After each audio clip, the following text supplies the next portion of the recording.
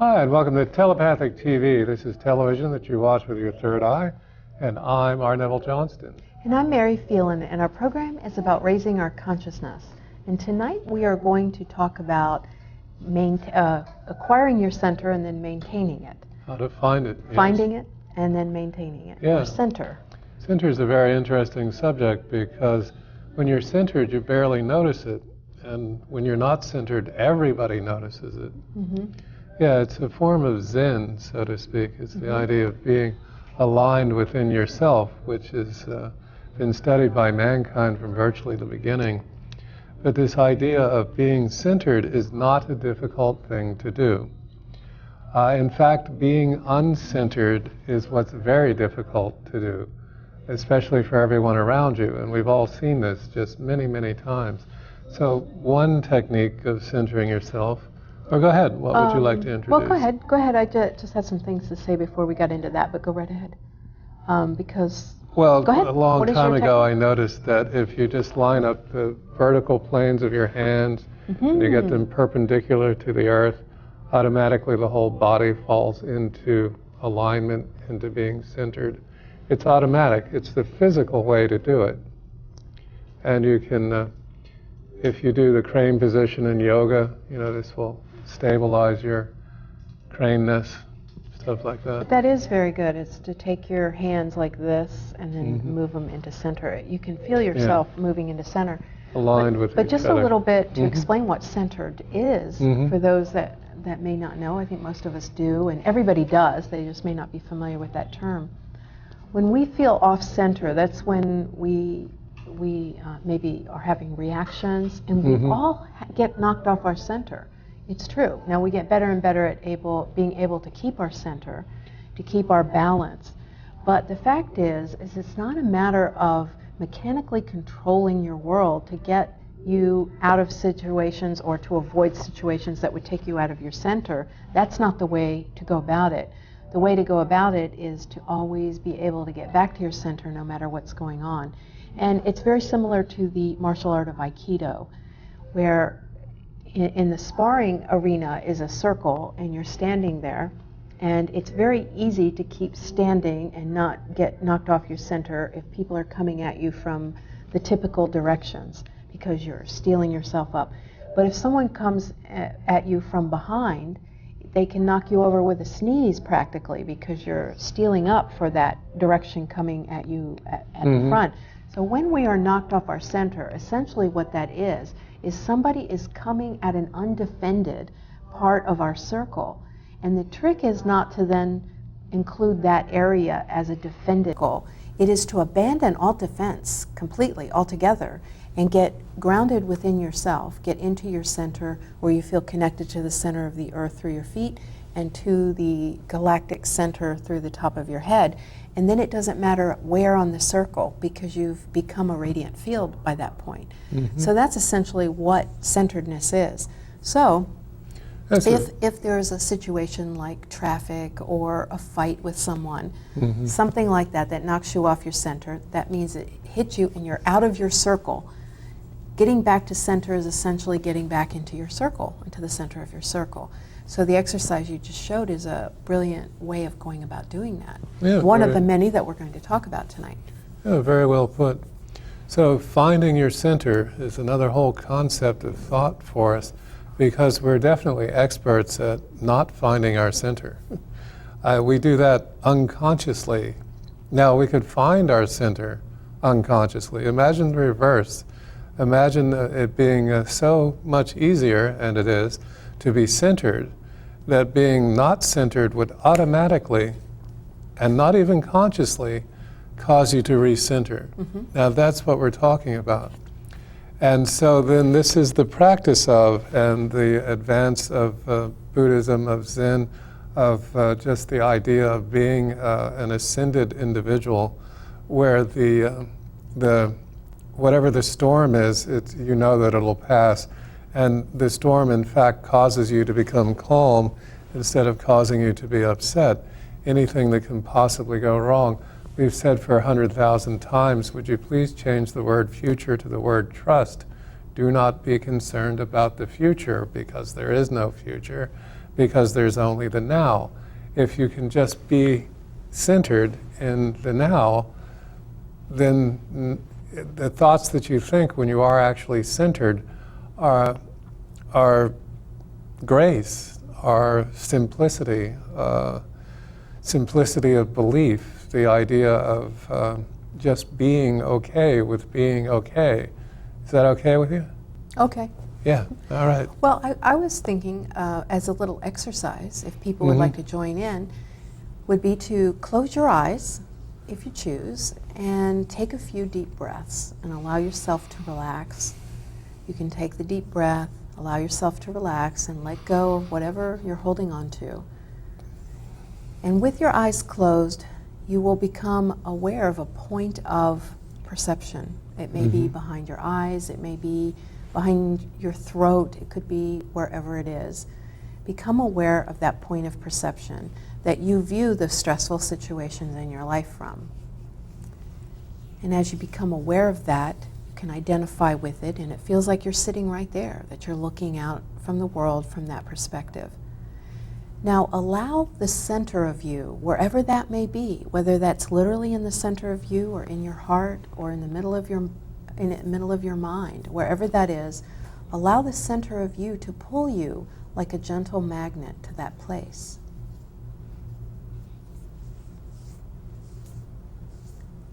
Allow yourself to go there and become aware of where you reside, where you are sitting right now. And become familiar with this place, because it's your safe harbor, it's the place where your center is. And the more you go there consciously in meditation and through choice, the easier it will be to get back. And you'll notice that whenever something is throwing you out of your center, that you're not there anymore. And you then go into a state of protection, which shuts down your digestive system. It shuts down any growth or repair that you're doing in order to self-preserve. So if you get back to your center, what happens immediately is you go into growth, and then your digestion starts happening, your tissues grow and heal and maintain. And that's a place where you go where there's no stress, and stress is what causes our illnesses. So make a note of where you went and go there consciously every day. Yeah. And designate that as your center, and know that if you are not right there, if you're not viewing the world from there, then it's time to get back there. Excellent. Yeah, very excellent form of meditation. And as you're waking up in the morning, you're much closer to that place than, well, not if you have an alarm clock, not if the Then coffee you get shattered. Jones gets you, not if you have to get up to do whatever that is that you have to get up to do. But if you just allow yourself to awake rather than leaping into the day, and sit there or lay there while you're between the worlds, between sleep and awake, and retrain yourself to find your center at that point. We did so many shows for so many years saying, could you retrain your thoughts in the very early morning to have your first thought be, I claim my power. If you claim your power every morning as what it is you do, you can eventually get to the point where you recognize yourself as sovereign of your reality. And there's no one teaching that I'm even aware of anywhere that is actually saying, could you please pay attention that you are sovereign of what's going on. Reality is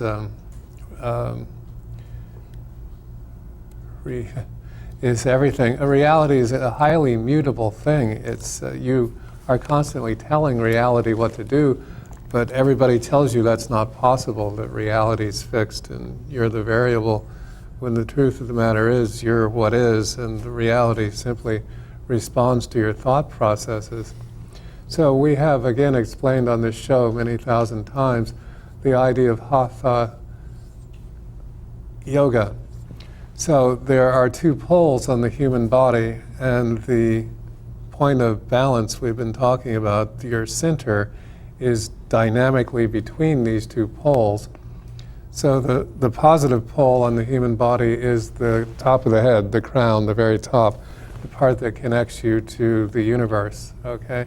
And the negative pole, the part that connects you to the earth, the part is the positive pole is ha, and the negative pole is tha, T-H-A, H-A and T-H-A, ha, tha.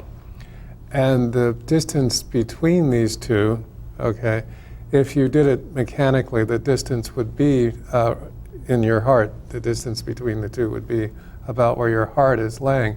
Now, there was a very good term to cause it to be, to refer to it as magnetic, because I spent a long time attempting to bring the two poles together by will, bring them together by will. It doesn't work that way. They attract to each other. When they finally do hit that center point, there's a part of you that's still light. We are all light that is slowed down enough to be a person, okay? The part of you that's still light, the very essence of your soul, that very center within you, that part of you is easy to get to when you get to this point, and then you make a decision and you take a conscious breath in that centering, you can transmute reality. Do this all the time, get to it. But this is what we do to become more conscious. This is what we do to be in command of our life. Did you have... So this concept is an important... I don't know what you mean. I just thought you had had a number of things you were... Okay, so anyhow, this idea of you being in command, of you choosing to center, is one of the great secrets that you can be aware of, because if you're centered, as Mary was saying earlier, you can be attacked from any angle and it won't do anything other than tickle you and amuse you and strike you funny. That's another thing you cannot do when you're not centered, is laugh. That's a very important fact in this idea of recognizing how powerful a thing your center is. It is the basis of us. It is what we do. It is what we came here to be, is to be centered. Mm-hmm. Oh, we have... Hi, caller. What's your name, please? Diana? Diana, what can we do for you? I had a question. I noticed that when I get a headache and I try to meditate and breathe out all the negative, bad energy, like sometimes the headache goes away, but sometimes it doesn't. So I'm not sure if maybe I'm not doing it, like concentrating enough. But I was wondering if you get a headache, do you take any like pain medication, or do you just do the breathing and get into the center exercise? Well, that's a good question, and I think headaches can sometimes talk about a resistance to something, a resistance to an idea. So if you're meditating, often if the brain is feeling like it is losing power or control by being in that state of meditation, it could create the headache. So I definitely feel that it's important to look at why things are coming up, like what is the gift, what is it showing you about yourself and your path of growth. But once that's done, I don't see anything wrong with taking painkillers or not taking painkillers. It would really be up to that person. I just think that painkillers, because I don't think we are here to suffer, but if the painkiller or whatever we're taking is preventing us from getting it, then all we're really doing is pushing us even more off the path there. So that's kind of the way I feel. And there are a lot of things that one can do to transmute headaches, for sure. Absolutely. Breathing is a good idea. Yeah. And another Finding out the source. interesting concept about the headache is that the headache requires your attention, which is not necessarily noticeable to us. So many times we've said on the show, thought creates, and where you place your attention grows. Once you interview the idea that you have a headache, then you place your attention on it, which of course makes it grow. So the headache is dependent upon your attention to exist. See what I'm saying? Okay, thank you. Yeah. Well, thank you very much. This is an excellent call. Yeah, that is a good call, because a lot of things do come to interrupt us.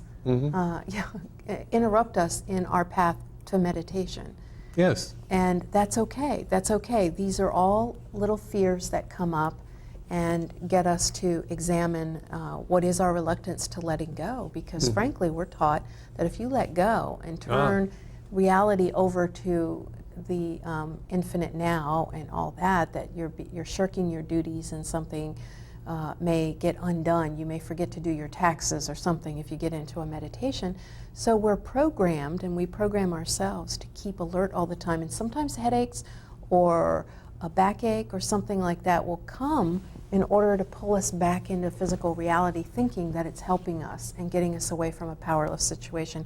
So I just thank those things. Thank you very much, Headache. What have you come to tell me? Oh, yeah, I very love well you. put. And thank you. Yeah, very Yeah, well put. and I wanted also just real quick to talk about one of the things is that we, like I was saying earlier, it's not a matter of cordoning off situations that are going to keep you in your, that would take you out of your center.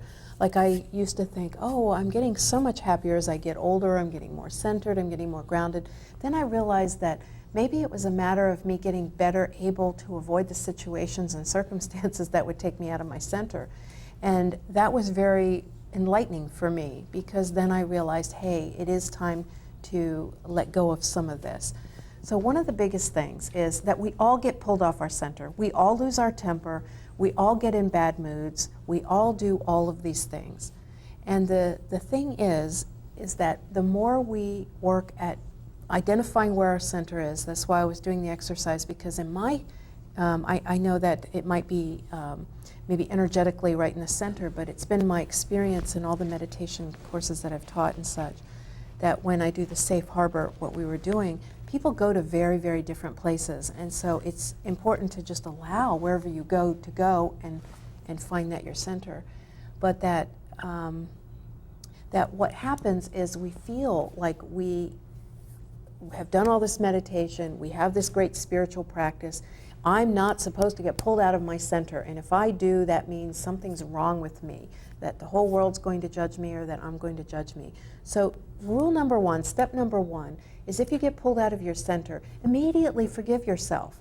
And no, it's not about being pulled out of your center, it's about how you recover from it, how you get back into your center and you love yourself.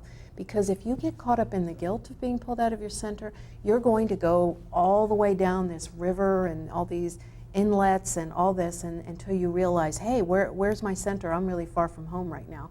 So guilt will actually drive you even further away. So forgive yourself, step number one, and then love yourself back into your center, not guilt yourself back there, because it won't work that way. No, it doesn't. In fact, guilt is one of the main contributors to being out of center. Yeah, it is probably the only, if we really analyzed it. Because, yeah, well, that's a very, very valid point, because guilt is anger.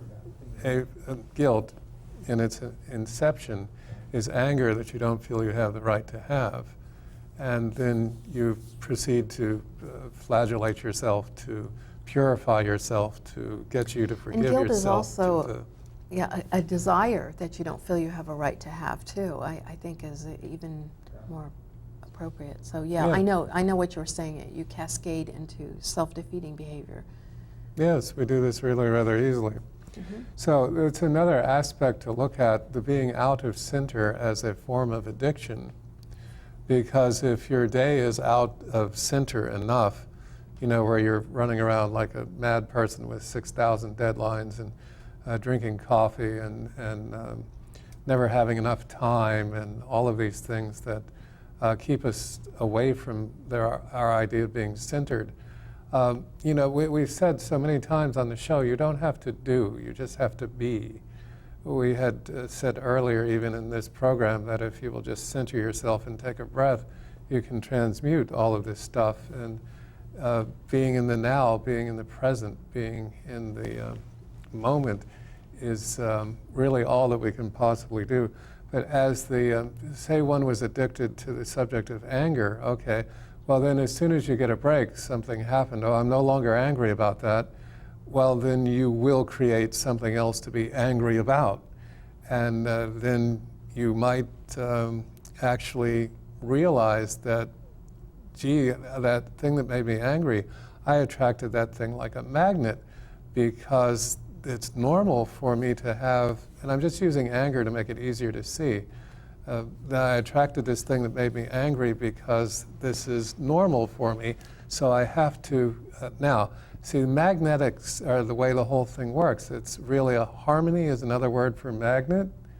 Okay, so and it's really a harmony universe that we live in, and whatever harmony you give off is the one that comes back. So the idea of causing that harmony to center you, this is the idea that we're talking about on the show. So then if we replace being out of center with the idea of anger, then as soon as you've found your center, you will automatically create something else to knock you out of your center.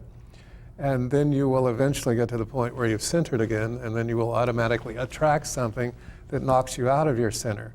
And this is just wonderful fun, isn't it? Yes, isn't it? Well, We've been enjoying this for years. Now, just that we can take a step beyond and above that, just by recognizing the pattern. So I'm very centered at the moment. Okay, fine. Now, how long will that last?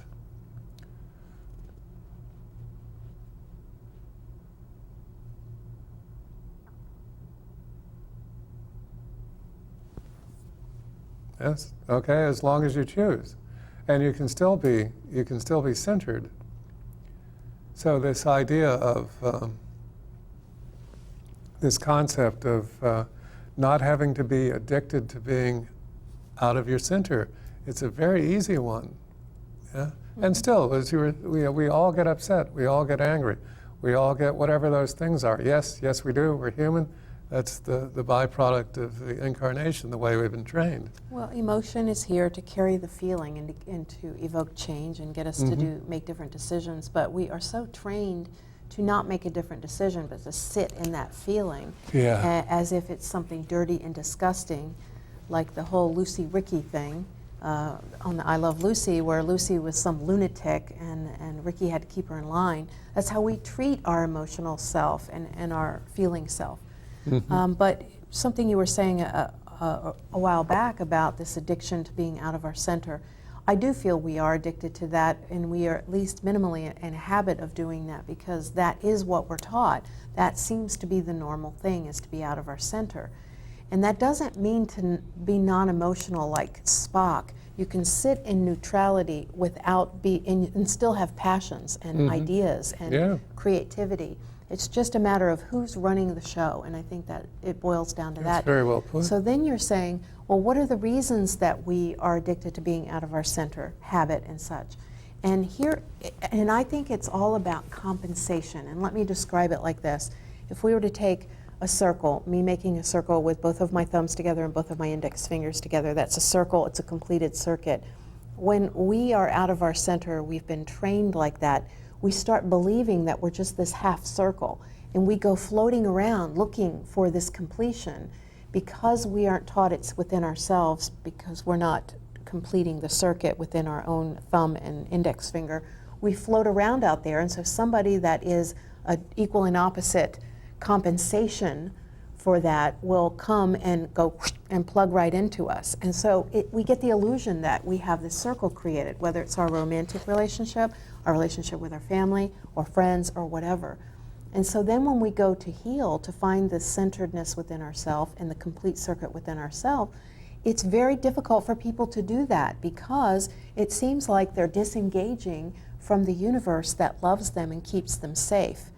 And so it seems very dangerous. And that leap of faith, like taking your foot in one rowboat and putting it in the other, that moment where they could go drifting apart and you could fall, that's the love, that commitment to self that everybody fears. And that is like the surface tension on the water of our own centeredness, a glass of centeredness.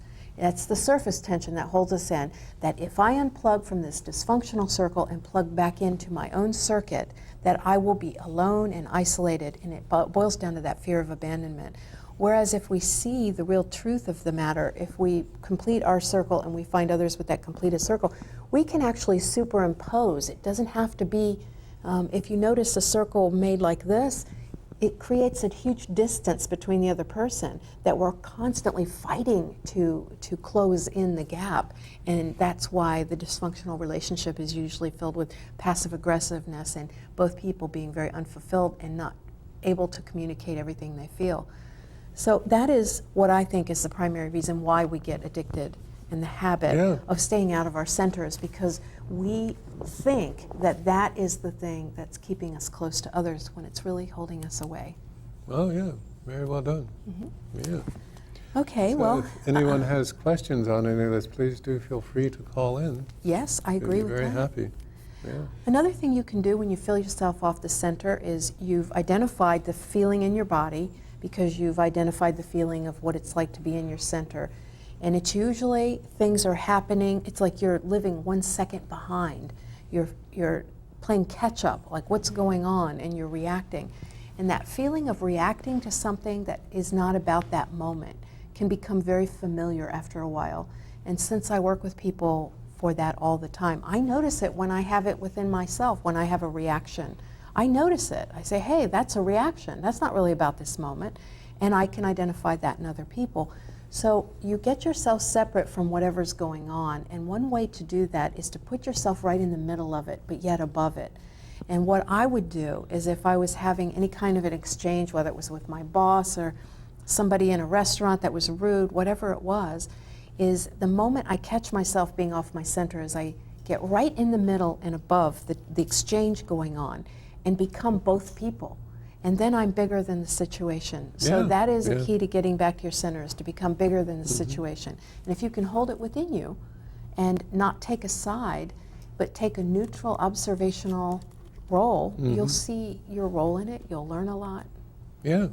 And then you can instantly recognize the situation as a form of love where you could not otherwise, because the ego is totally preventing you from recognizing that as love. Well, everything is love. So if you think it's not love, then love is doing a very good job of playing hide and seek with you, and then winning, you might add, okay, so for all the rest of that to occur. So this idea of being centered, okay, so when I was young, we used the word cool. Okay, so have I given my age away? Yes, there we go. Okay, so when things were, let me Thought give it my was- age away. I want to give my age away just a minute. Me is Tain, your key is Zul. Anybody recognize those words?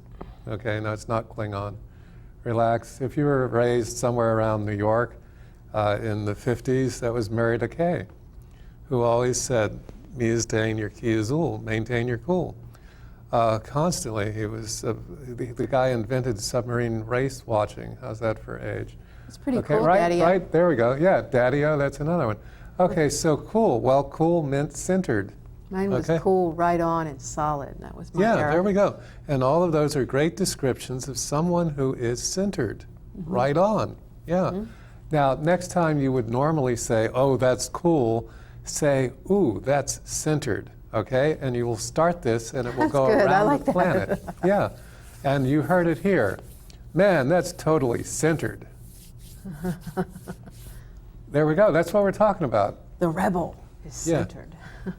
Actually, yeah, and on our planet at this time, you really do have to rebel against everything you've been taught. We've been taught to be slaves. We've been taught to be useless. We've been taught to fund the AMA. We've been taught a lot of things that are not worthy of us. And unteaching them is much easier than you think. Reality is highly flexible. In fact, daily you tell it what it is and what it does, and you don't know that. But you do it. Could you know it? What do you think? Give me the odds. Do you think that you could know, you tell everything what it is and what to do? You think you could do that? Come on. Come on. You do it now. Come on. You can do this. All right, fine. Anything else we have on the... Yeah. Oh, good. There is another thing that I feel is good. So we've gotten that it's important to identify what it feels like to be centered and to identify what it feels like to be pulled out of being centered, and then understand why you're being pulled out of the centered. If you just get yourself back into centered, that is good for the moment, but essentially you're going to keep doing that same game as long as you live until you understand why you're being pulled out of your center. And it is always based on an event or circumstance or belief that you have from the past about that situation that made you feel powerless in that situation. So you look for the mirror. Now here is a technique, I guess you could call it a technique. It's actually a meditation. And if you go to Meditation Break on iTunes, I have it on there. I'm going to be redoing a couple of those meditations. I did them years and years ago, and so the quality, but most of them are Yeah. the newer quality. Yeah, But at upgraded. any rate, the the silence meditation is what I call it, or creating the zone of silence around yourself. So, for instance, if you imagine 10 feet in all directions, you have an aura, and it's a golden light, and it's a radiant field.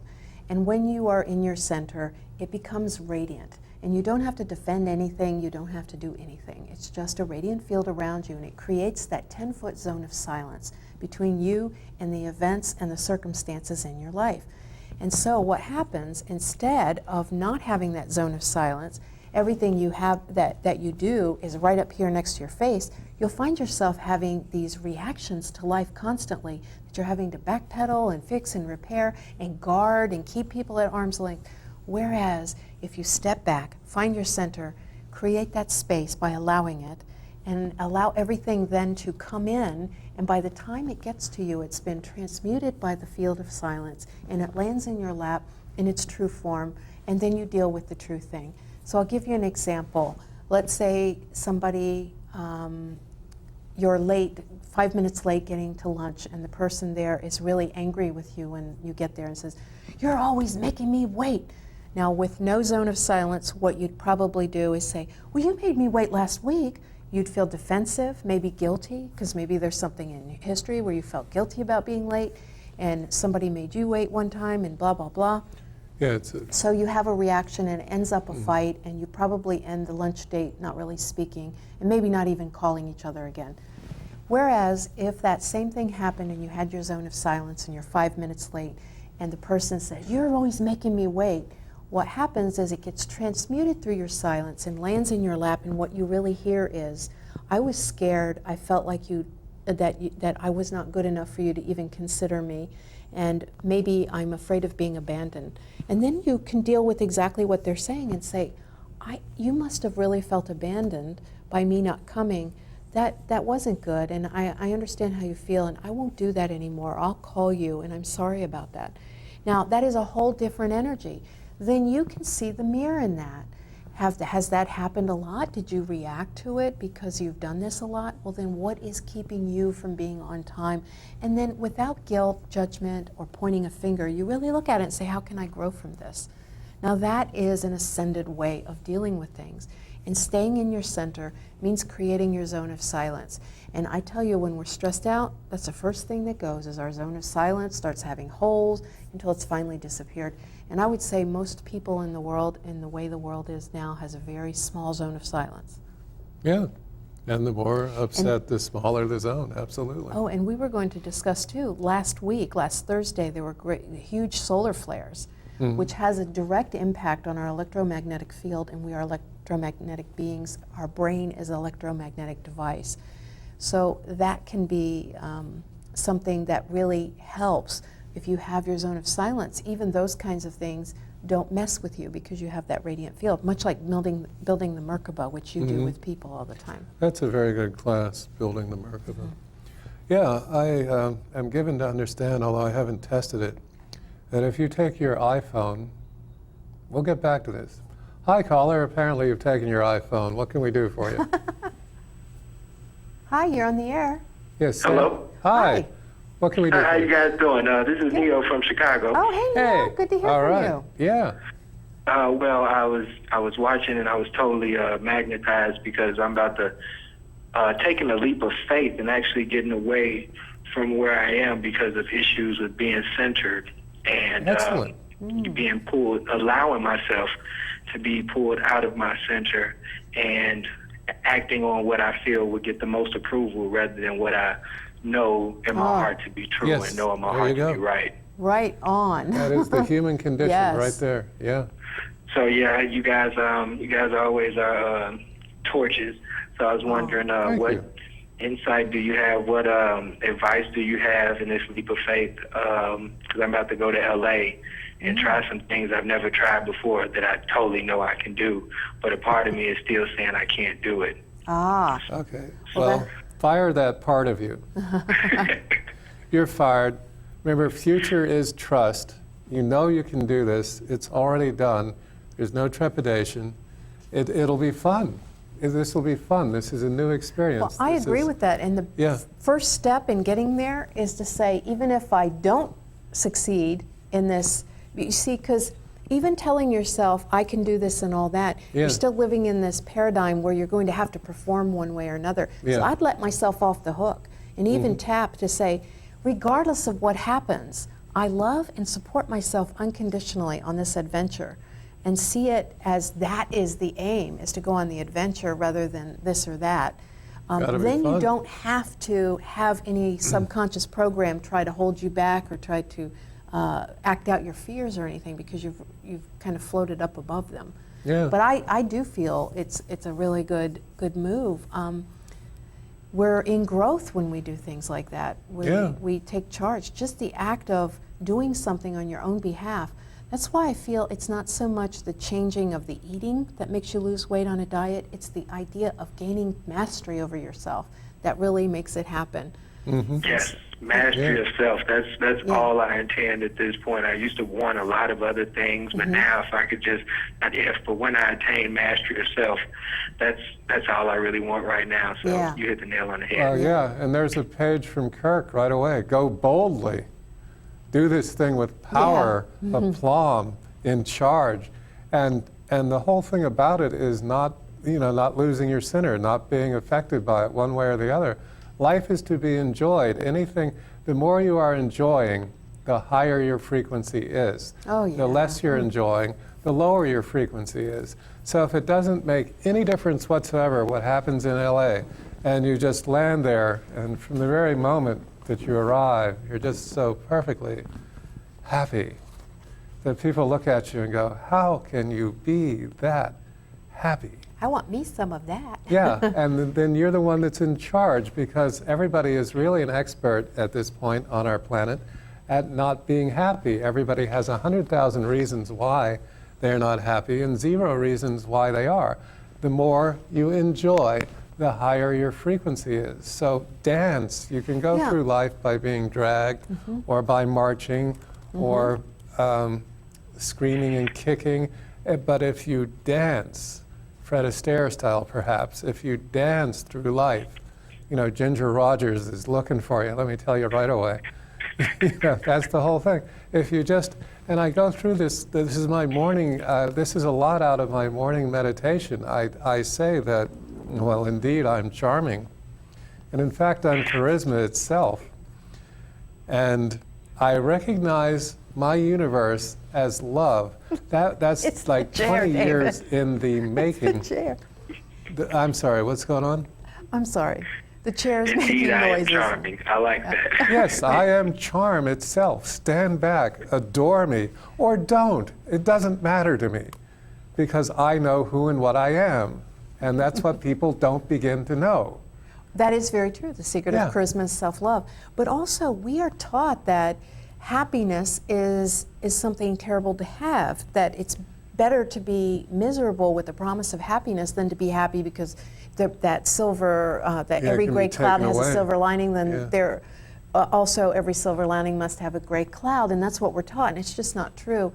And in reality, the whole thing in our mind is really of our own creation. It's a story, it's a fantasy that we have.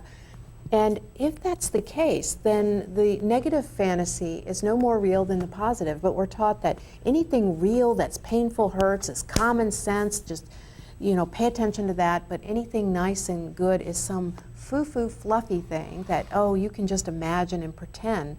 But in reality, it's all within our own hands. And so congratulations for taking charge of yourself and saying, I'm going to make this decision to get me into a circumstance that's different.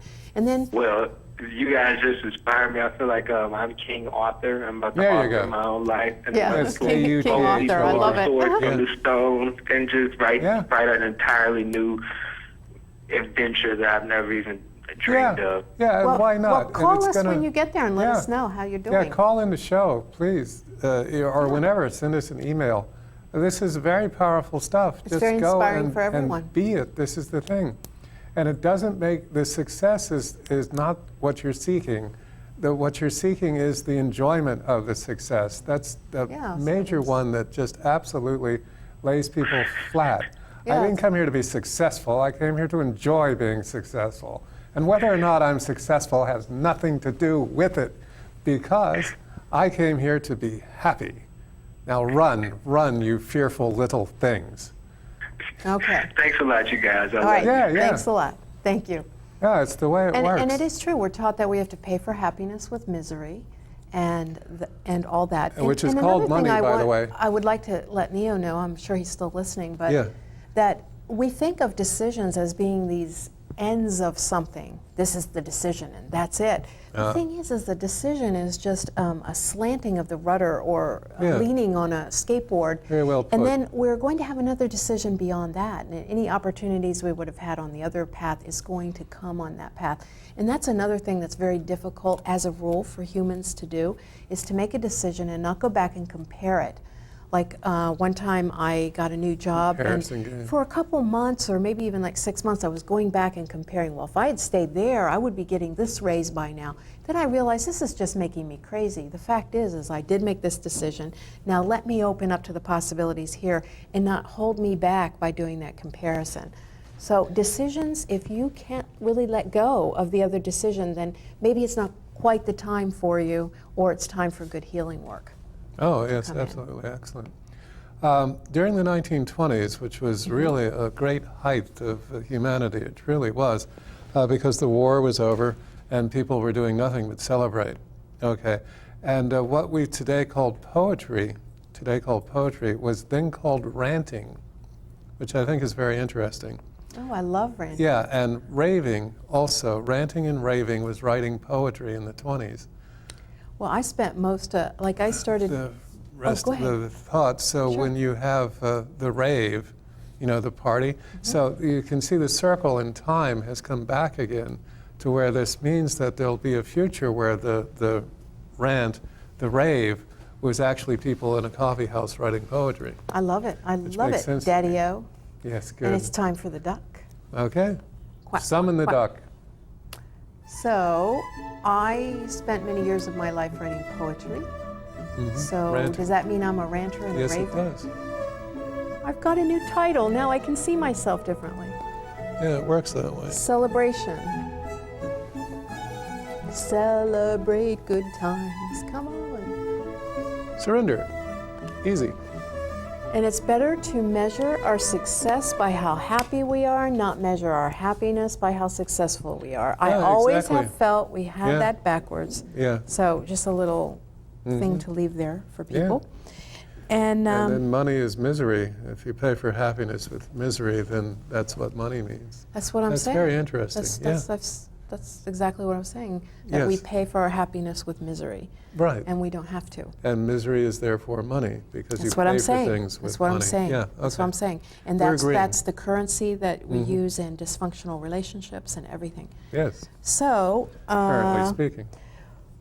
one other thing that I would like to say about when you're pulled out of your center is to say, well, what's my power here? It's a way to stay and maintain your center. Let's say something happens, your boss promotes somebody else instead of you. Instead of letting that lose your center, ask yourself, what is my power within this certain Oh, very good. concept? And Yeah. that involves accepting what is.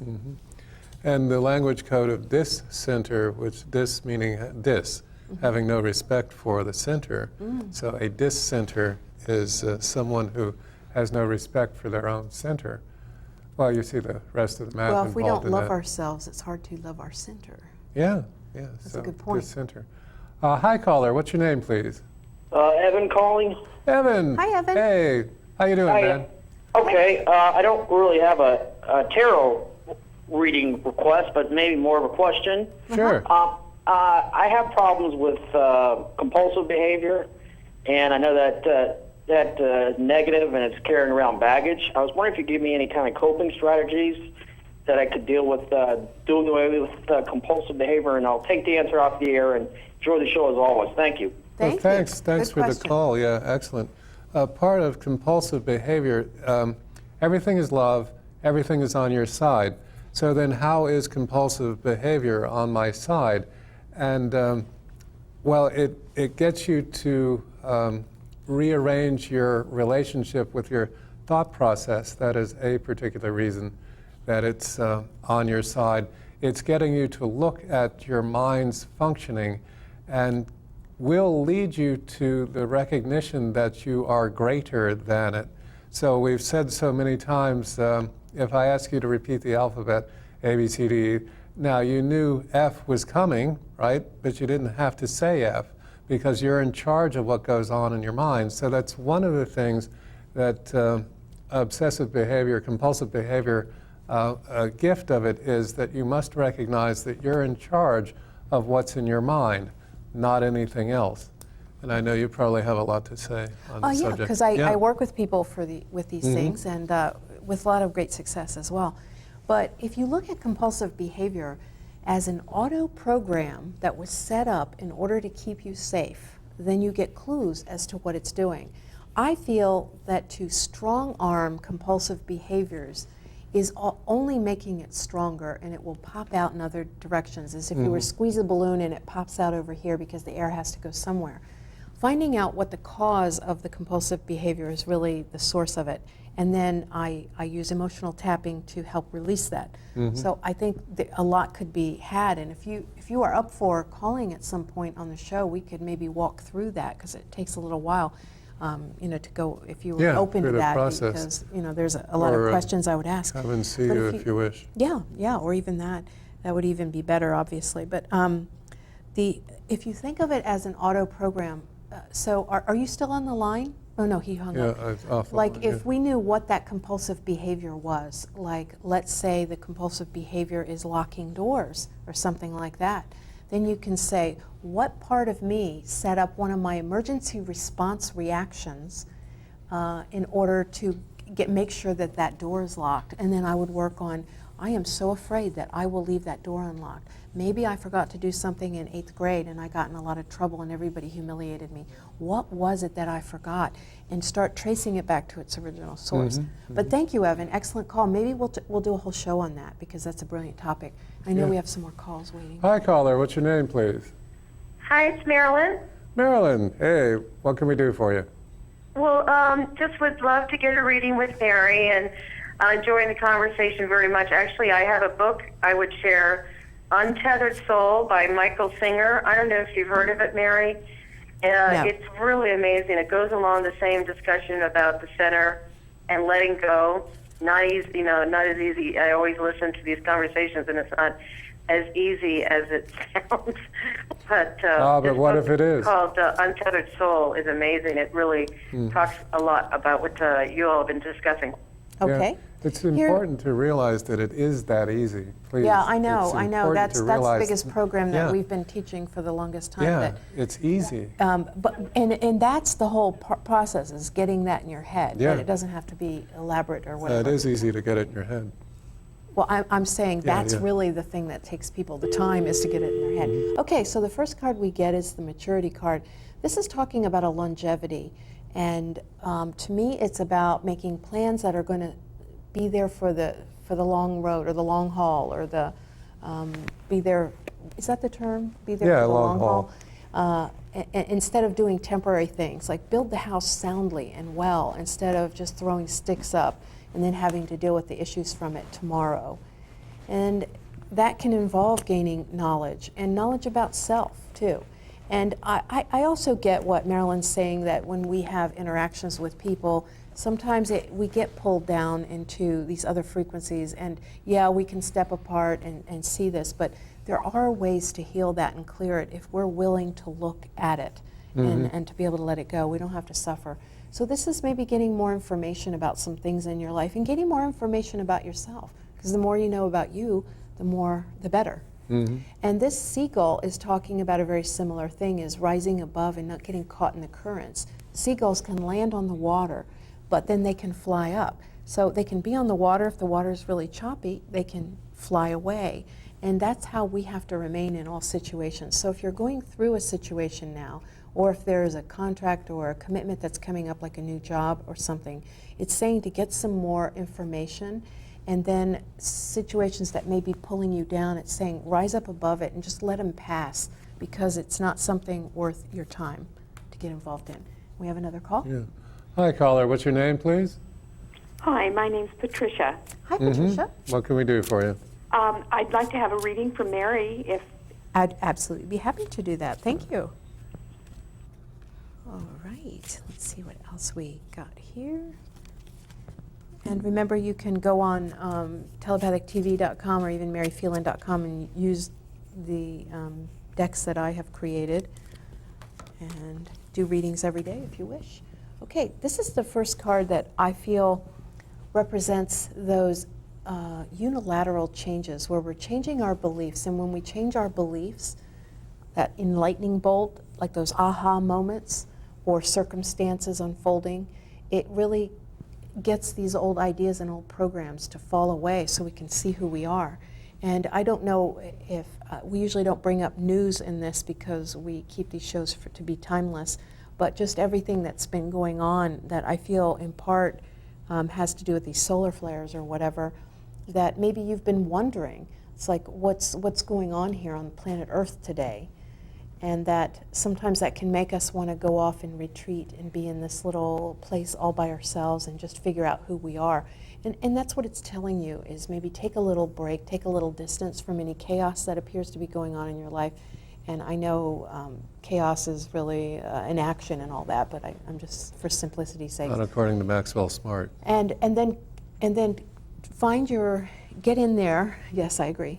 Get in there in your own solitude, figure out who you are, and then get out there and network with the right people. Sometimes we are attempting to be compatible with people we're just not compatible with, and maybe look up for some things, higher caliber of things. Yes. Okay. And we have our next caller. Hi, caller. Yeah, thank you for the call. Hi, caller. What's your name, please? Hi, this is Diana again. Diana, Hi. welcome back. How have you been? I wanted a reading with Mary or Neville. I had a question about my energy about a relationship. Energy around a relationship? Mm-hmm. Okay. Well, I'll do mine, and then if you have something, then you can do something after that. Does that sound good? Does that sound good? Yeah, yeah. Okay. This is a card, and it's talking about traveling. And if you can see, which you probably can't from that far away, but there's a little person walking up, and that's representative of the path to enlightenment. And that's really what we're here to do, and gain mastery of ourselves in the process. And the biggest place for that is relationships. So that's telling me that sometimes we get scared to really go through that door of the relationship, but that don't worry, because I feel we're always balancing the most amount of love with the least amount of risk. And that if you say, it's okay for me to just be where I'm at right now and walk through that door instead of attempting to force you through another door that you're not ready for, that's the best thing. And this is talking about building things. The beaver is about building out your blueprints for you. So you give the blueprints over and they will happen. And so this looks like something really new is coming that will be long lasting. That's what I'm getting. Now, Excellent. what would you like to say? Well, the relationship with the other person is in reality your relationship with you. You still there? Evidently not. Okay. Well, nonetheless, whatever it is you feel about you is reflected by the other person. It's just the way it works. This really is the planet mirror. So if you feel grand and all of these, you're in your center and you're just creating joy in your life, then that's what the relationship is. If you are doubting, if you're fearful, all the rest of that, then that's reflected in the relationship. So it's not so much the relationship with the other person, pardon me, as your relationship with yourself. And that's what I got. I'll do a here on that, because that's the relationship you have with others is really the relationship you have with the male-female within yourself, the yin-yang. Yeah. And if it's really polarized or out of balance, you can look to that. Like if the yang is out of balance in your relationship, then the yang's out of balance within you.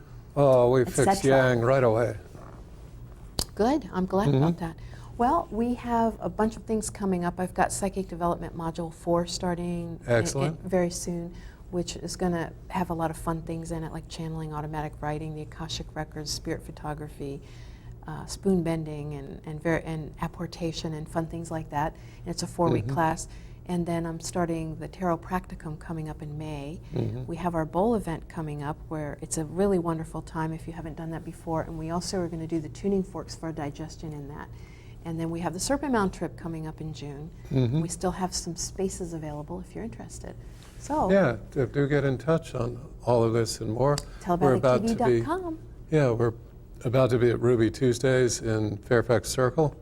Within 10 minutes, this will mean that it's Thursday night, the 18th. Otherwise, this is a rebroadcast and we won't be there. So if it is indeed almost 9:30 on Thursday night, the 18th, and you feel like it, come on over. Yes, we have a good time. We sit around and talk. It's a lot of fun. And I'd like to recommend a book, which is 11 Self-Empowerment Protocols, which is talking about you getting a hold of you and creating your reality and doing it in ways undescribable. It was our like joy and honor to thinking in take you to the Trinity. door. And you're going through it, so just go through it.